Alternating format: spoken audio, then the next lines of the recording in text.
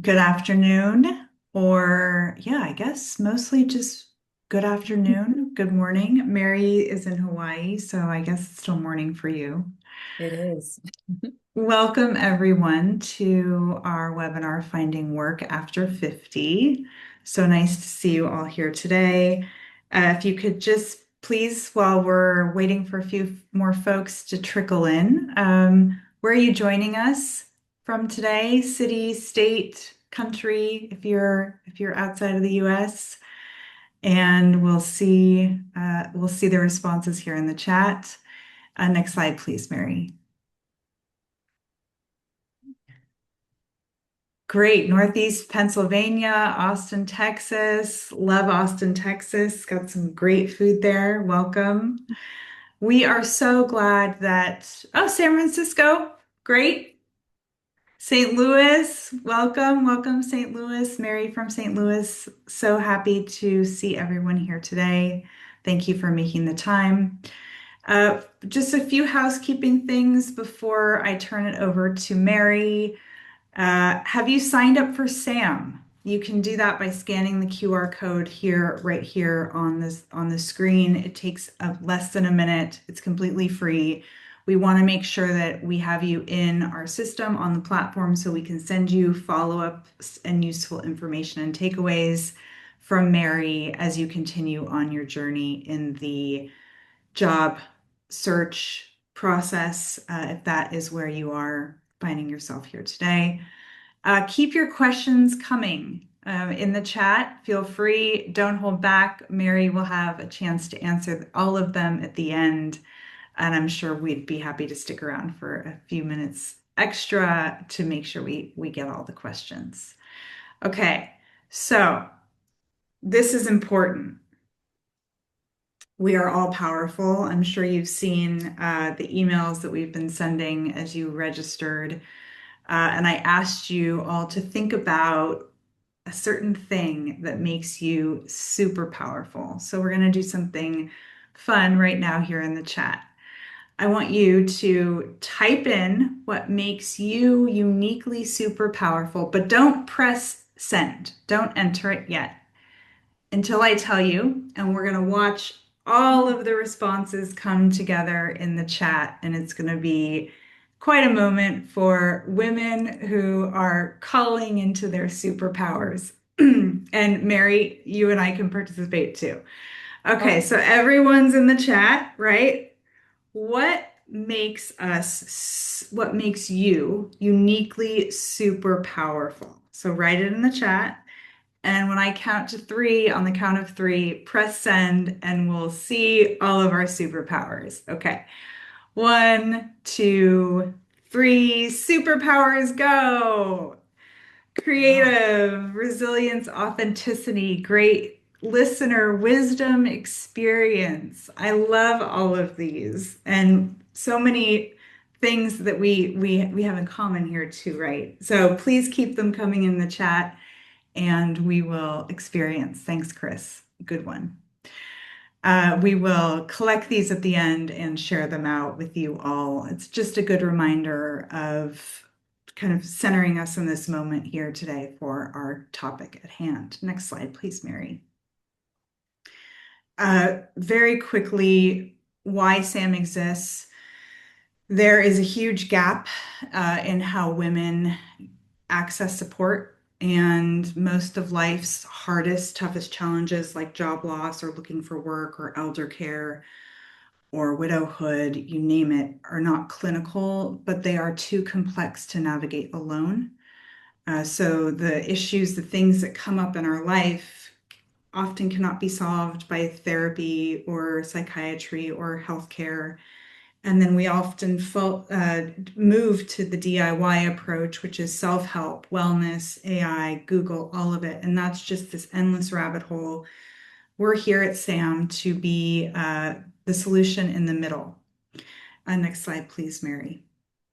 So on SAM, you can work with experts like Mary who provide one-to-one guidance and advice from experienced experts. Advice, next steps, human emotional support. Next Oh, slide. sorry about that. It's okay. And I'm Abby Neidham. I'm the founder and CEO. I'm joined here by one of our very favorite experts, Mary Despe de Echemendia. She's been with us since day one of SAM. She is a career and leadership expert on SAM. You can work with her directly right on the platform. And without further ado, thank you all for being here. And Mary, I will turn it to you. Great. So great to be here. And this is such an important topic of finding work after 50. And, you are in the right place. Odds are you've probably experienced any of these things that you see on the slide here anecdotally. Perhaps you find yourself looking for work and you've been able to land employment before, no problem, but this time around it's a little different. You find that perhaps you hear the feedback. If you're lucky, this job market, it's very silenced. There's not a lot of interaction, but you might say that a person's too overqualified. You might be hearing that, or that they have too much experience.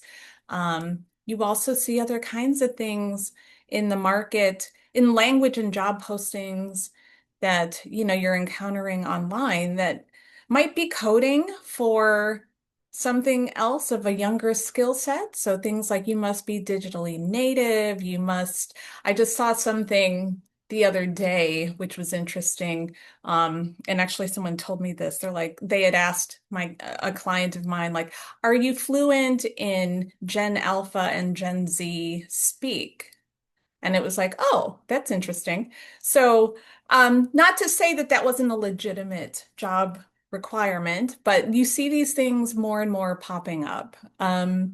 Generally, we have a lot of these personal experiences that we could point to that maybe signal that the way that we're looking for work as experienced workers, it might need a shift. But I do want to just share a couple of data points in the market so far, what we're seeing. So I know that just last month, AARP had reported data from July, and it did say in their employment digest that the unemployment rate for women age 55 and older increased from 2.1, or I'm sorry, 2.7% to 3.3%. And this was actually very sharp compared to our male counterparts.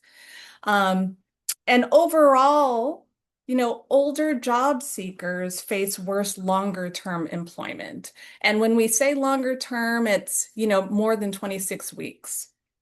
So we see, our demographic of 28.3% feel this way, that they're facing worse conditions for longer term employment versus those under the age of 55 um, that are around 23%. So it is a very challenging space, very uncertain, and I'm happy that we're going to be able to explore this a bit more. So this is the million-dollar question. Why is it so darn hard to find work after 50? It's certainly not a single answer, but there are external forces, as you might have encountered yourself, things like, yeah, layoffs in the workplace. This job market, it's interesting because you hear reports that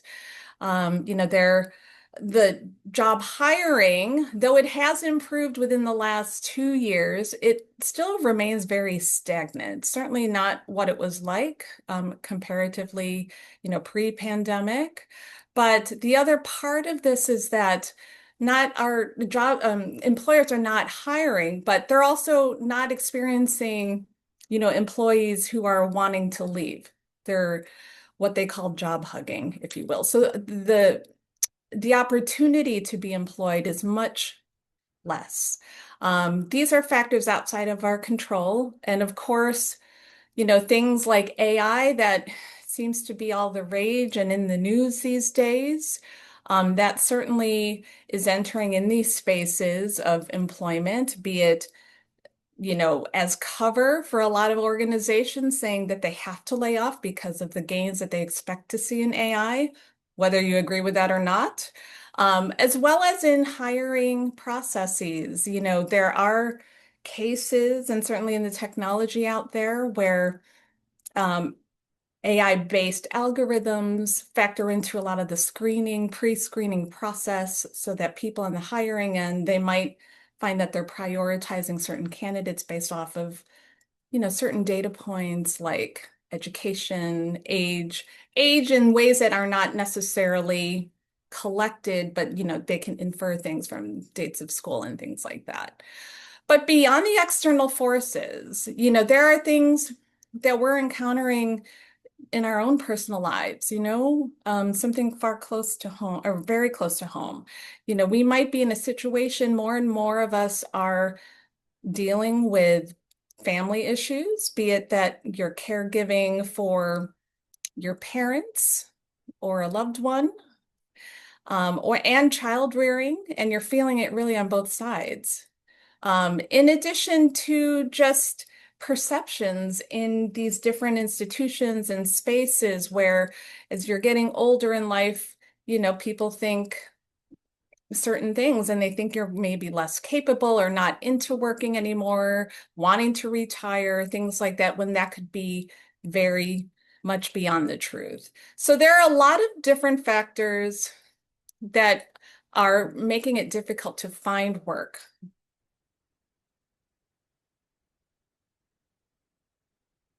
So when I work with clients, it's interesting. I do work with a number of clients that I identify with this stage in life, and they're looking for employment. It's interesting because, the actual things that we do to find employment, it hasn't really changed. Like we still go online, we still have resumes and perhaps LinkedIn profiles. We go to job fairs, if not in person, they're online. We go to these different spaces.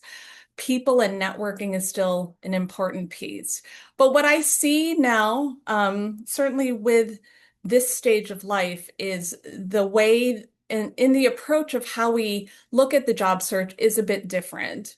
What I see from a lot of conversations with clients is that before it was much more direct. That's why you see here the approach was more of like a career ladder. And we'll get into these differences a little bit more later. But what I see for this stage of life, it's really that the structure of a ladder may not necessarily be applicable here. Um, we see that a compass, which is what you see on the right, is really more of the approach. So let's look at that a little bit more. So when we're looking at the career ladder, it really fit a lot of the traditional structures that perhaps many of us encountered when we started our careers. The heavy emphasis is around, proving that you're qualified. So we get all the certifications, we get all the degrees, we put in time in the role. All of these things serve as a proof. In addition to, we're really boxed in some of these environments into leading with our title. Our identity is really much connected to what this level is. Like, are you, a business analyst 3 or are you a business analyst 5? Something like that. Like that help people and institutions really have a sense of your capability, because they put you in these neat little boxes. A lot of times, structures also really emphasize this idea of like you put in the time, and there are signals that identify, okay, it's your time to move up. Things like, okay, has she spent enough time in the role? Has, what are the great job reviews been like, performance reviews? And then, of course, a common thing is, are there any positions within the organization that are open? Is there an opening? Sometimes there isn't, and then what do you do? And it's really hard. You wait your time. So a, a lot of the strategies around finding a job played to this idea. Um, I didn't put it here in our presentation, but something that I work with clients on is that really there's like a basic framework or basic areas, four areas really, that people rely upon when it comes to finding employment and the career progression. And it includes like really understanding your values, your personal brand, what your strengths are. That's the first area, really being familiar with yourself. The second is something that people are they're very acquainted with. It's being with your portfolio, your body of work, all the evidence to show your qualification. You see this on your resume and other places. Performance is the third area, how well you're performing on your role. And then the last area tends to be people. And this is the area people that is something that we don't necessarily, not all of us, some of us do, but I would say in general, many of the people that I work with, they don't pay as much attention to the people aspect as, say, like the portfolio and other things that prove their body of work. So this is where it changes a bit, I see, in working with people, of our generation here, that what's emphasized, even though it's the same areas that are important, we really do have strengths in these four different areas that maybe others in the market do not. The first and biggest thing that I see with people that I'm working with is that the people network that experienced workers over 50, my goodness. We know so many people, not just from our shared time in the workforce, but also from our social networks, you know, um, PTA or, civic and community organizations and, things that we spend our time outside of the workplace. We know so many people that way. A lot of younger workers do not have those networks. Then what they end up doing is just applying online, like all day long. That's their main strategy. However, what I do see with many workers who are over 50 is that they also apply to a lot of jobs online too, and they don't leverage the people. And when we think about the people aspect, it's a lot more than just who is hiring. Do you know so and so who is hiring? We have developed connections and relationships that are far more than just that basic question. It's, I have an idea or want to pitch an idea to someone. Does it sound strange? Or like, what do you think about it? It's also seeking out people to help make an introduction that if maybe they're not the one with the power to hire or to, connect you with something, they know someone who is, and then they can further develop that relationship for you, or at least extend that to you. Another area that I see that is very much in alignment with this compass is that, yeah, we need to be leading more with what we see our values and strengths to be, and not really being like, oh, this is my job title, this is what I do. You've lived a lot of life in your time here on this planet, and that certainly you have skills and experiences that you've had that lend to what your overall strengths with. And this is the time to actually put that first and foremost. Um, you know, One of the things that I realize more and more is that, we're at a time in life where we actually can curate our experiences and be the masters of our stories. Whereas before, hearing it from clients that they share earlier in their careers, they felt a pressure to fit more into a neat little box. With life experience, you realize it's not a neat little box. There's all sorts of openings and things that don't go according to plan. And so why not embrace that a bit? Why not tell us and tell the world what you want and define your own terms and vision for what you see for this next way forward? Certainly what you wanted to have at age 30 is likely different now. And what does that look like? What do you need? And really build that as part of your story and your search going forward. Now, this last item that's here on the screen, this is part of, I think, the trickiness and stickiness of the job market and just trying to find employment. Um, we've been asked to kind of think of our backgrounds in a different way now from what we've been taught, but we have to test it still in the market. So yes, we need to have more ownership over what we want for ourselves and really vocalizing that with hiring places and other people. But we also have to give ourselves the room and the grace to test it. Say you want to identify now not as, a certain role, but you really want to lead with other kinds of strengths.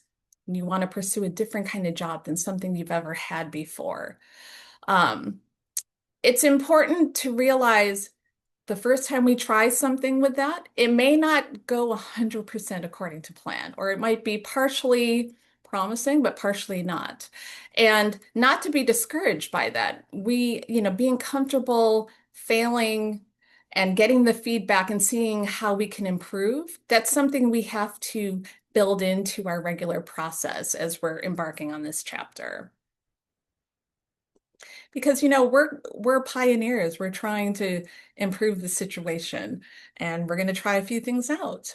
And I know that one of my clients, Camila is not her real name, but I changed it for this. But basically, one of my clients had a great, demonstration of how she had to really rethink her background. She just just some data about her. She's age 62. Um, she had worked primarily as a project manager, but in a lot of different industries. So, among her industries, she had worked in healthcare, she had worked in construction, and then most recently, like within the last 5 years, she had worked in the like legal and court system area. So, she had been seeing the writing on the wall that, ooh, things are changing, things are slowing down. I need to do something with my career here. And, she made a few changes to what she was doing. She had put on her own resume. She started first in listing out what her job title was, which was, I think it was something like a Program Operations Administrator 5, which in the market, outside, she didn't really get a lot of traction. So she decided to use language, pick up on what roles she did like and how those organizations called her, and started retooling it to fall into more of a more senior project manager kind of background. What I found to be really helpful with what she did was, she had dedicated the time to explore this change, right? And then also, she went to people who had told her in interviews when she was first trying out, they had told her no. She actually stayed in touch with them and she reached out with them later. This was months later, 5 to 6 months later, saying, "Hey, we met before, I have an updated resume. Would love your feedback." And that ended up being, a dialogue in a way that set off her landing her employment today. I would say it took about 9 months for her to get there, but it was all of these thoughtful pieces, all of these connections. And it wasn't necessarily about the fact that she was applying to roles online, but that she really leveraged the power of her network. She was able to sit and really share the details that she wanted out of her next experience and put it in her words, one-on-one with people, that really made the difference. And, it's taking these things, perhaps you're doing an element of this, but really, I encourage you going forward, if you're thinking of what can I do right now when I'm looking for employment, don't tackle all these things at once. Just think about what you can do and what might be possible to try as you're looking for work. Certainly want to emphasize leading with your strengths and not your title, really relying and looking at the people that you surround yourself with. And that right now, it's really more about what you want and like, what are those terms? It may not be a 9 to 5 job. It might be fractional work. It might be a part-time role here or there, like, or maybe a couple if that seems to fit. The formula really needs to fit what you want out of your life and your work. And I guess with that, Abby, um, I'm done. I was just writing that in the chat. People open doors that portals don't. Um, it can feel incredibly isolating and lonely. I mean, it doesn't, it's not even a can, right? It just does feel this way. And it's so important that you're able to talk to someone about this time and what you're trying to bounce ideas off of someone else, whether that's accountability partner or someone, an expert like Mary. We'd love any questions that you have for Mary. We'll spend a few minutes here answering them. They can be questions about what you heard or specific to your own journey. Um, and you can work with Mary on Sam. And because this is a sensitive area, we are priced affordably to pay what you can. So some of you might be familiar with the green bottle method. So please explore that option and we'll be following up. But I watched my own mother go through this when she was 63, 2 years before she was going to retire. She lost her job as a school administrator. And I just remember her anguish and watching her try to sort through this moment in her life and figure out what she was going to do. It was really hard to watch, and I can't imagine what she felt. And I'm really proud that we have women like Mary, experts like Mary on Sam, to meet us in these moments, because women are so often overlooked, under supported when we're going through events like this. So we'll give it one more minute for any additional questions. Um, Going once, going twice. Okay, well, you answered them all. That was it. Mary, Mary, thank you so much for joining us here today. Thank you all for coming, for being a part of Sam. You're in our world now, so we'll keep you close and informed on our next events and when we have new experts and offerings, and we'll see you on the platform. Thank you all very much and have a good rest of the afternoon, morning. Thank you.